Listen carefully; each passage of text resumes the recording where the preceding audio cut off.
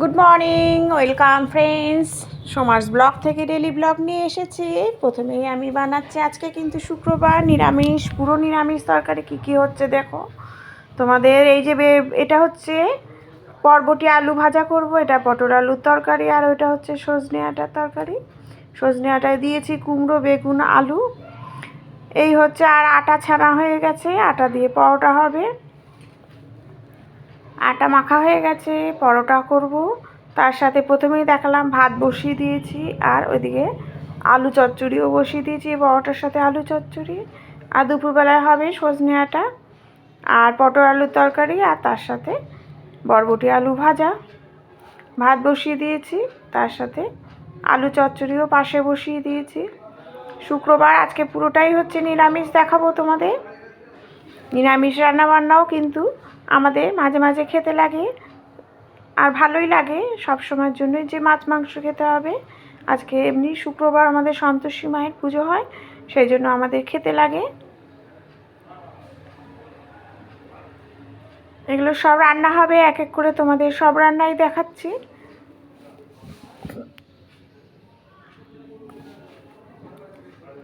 আলুর তরকারি নামিয়ে নিয়েছি, তেল দিয়ে দিলাম কড়াইতে। তারপরে বরবটি আলু ভাজা করব।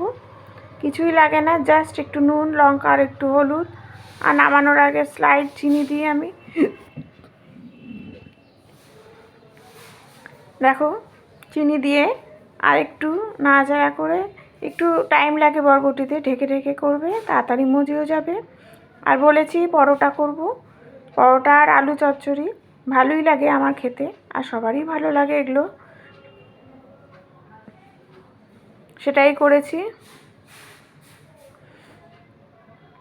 তারপরে পরোটাটা নামানো হয়ে গেছে, বসিয়ে দিয়েছি হচ্ছে সজনে আটার তরকারি। সজনে আটা তরকারিতে 5 ফোড়ন আর কাঁচা লঙ্কা দেওয়া হয়েছে। তারপর সজনে আটাটা দিয়ে দিচ্ছি, সজনে আটার মধ্যে কুমড়ো, বেগুন আর আলু, এই হচ্ছে পড়েছে সবজি। নুন দিয়ে দিই, আমি সবার আগেই নুন দিই, কারণ হচ্ছে সবজির মধ্যে যদি নুন দেওয়া হয় তাহলে সবজিটা খুব তাড়াতাড়ি মজে যায়। আর তোমাদের বলেইছি, খুব চটজলদি আমি রান্না করি। একটু হলুদ দিয়ে দিলাম, ভালো করে ভাজা ভাজা হয়ে গেলে, সবজিগুলো দেখো ভালো ভাজা হয়ে গেছে, দিয়ে দিচ্ছি হচ্ছে জিরে আর ধনের গুঁড়ো, দিয়ে একটু ভালো করে মশলাটার সাথে সবজিটা কষিয়ে নিচ্ছি। নিয়ে তারপরে জল দিয়ে দেব, জল দিয়ে দেখো একটু আদা দিচ্ছি, আর একটু নিরামিষ তরকারিতে একটু আদা দিলে ভালো লাগে খেতে। একটু আদা দিয়ে, আর ওই ধনে আর জিরের গুঁড়ো কিন্তু খুব সামান্য দেবে, দেখো আমি কতটুকু দিয়েছিলাম। দিয়ে একটু জল দিয়ে দিলাম।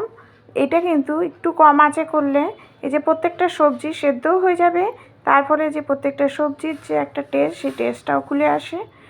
নামানোর আগে ধনেপাতা আর একটু চিনি দিলেই রেডি হয়ে যাবে সজনে আটার তরকারি। তারপরে আরেকটা তরকারি বসিয়ে দিলাম,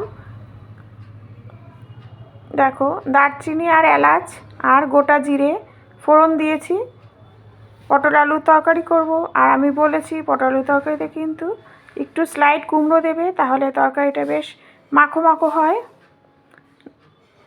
নুনও দিয়ে দিলাম, দিয়ে এটা কিন্তু একদম ভালো করে মজিয়ে নেব, ঢেকে ঢেকে ভাজবো, যাতে খুব তাড়াতাড়ি ভালো মতো মজেও যায়।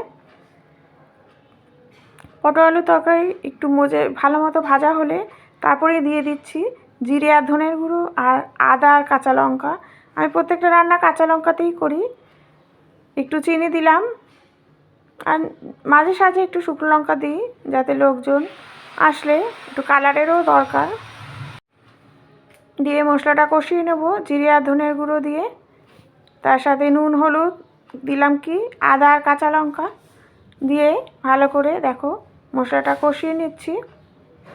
নিয়ে তারপরে জল দিয়ে দেব, জল দিয়ে এটা কম আঁচে আবার ঢেকে রান্না করব, যাতে এই পটল আলু সব একসাথে ভালো মতো মজে যায়।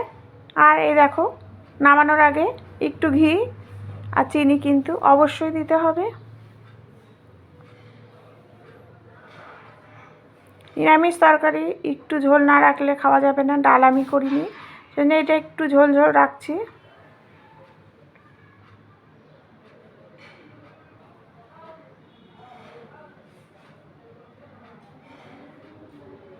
এই যে সজনে ডাঁটার তরকারি।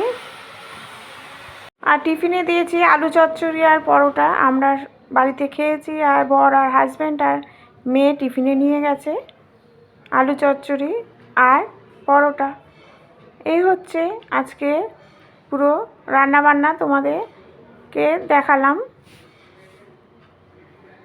তোমাদের কেমন লাগে আমার এই রান্নাবান্নার ব্লগটা অবশ্যই কমেন্ট করো। ভালো লাগলে নতুন যারা আছো পাশে থেকো, আর যারা আমার পাশে থাকো অবশ্যই থ্যাংক ইউ জানাচ্ছি তাদেরকে।